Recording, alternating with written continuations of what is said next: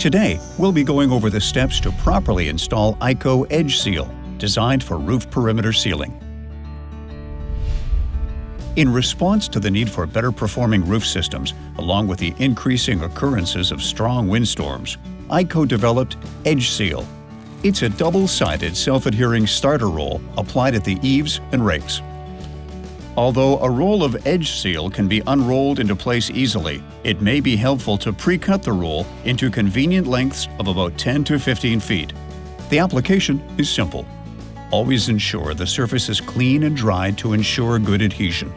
At the eave, the EdgeSeal will be applied over the drip edge.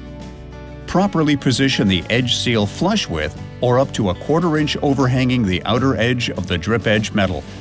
With the EdgeSeal in place, carefully remove the bottom release film and apply firm pressure along the length of the roll.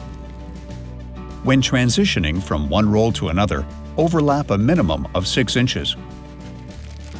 At the rake, after the underlayment and drip edge are in place, properly position the EdgeSeal so that it overlaps the eave edge starter course by at least 3 inches and is flush or with up to 1/4 inch overhang with the outer edge of the drip edge metal on the rake. Only remove the top release film as the shingles are applied along the eave and up the rake.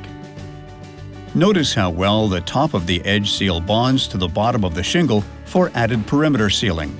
If your roof installation needs to comply with Miami-Dade requirements, cut pieces of EdgeSeal are placed within the shingle headlap between subsequent courses to seal rake edge exposure. Cut pieces should extend at least 2 inches beyond the headlap going up the slope.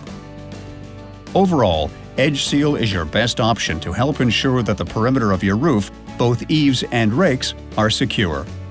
Along with IKO's performance shingles, EdgeSeal will provide added peace of mind to prevent blow-offs from high winds.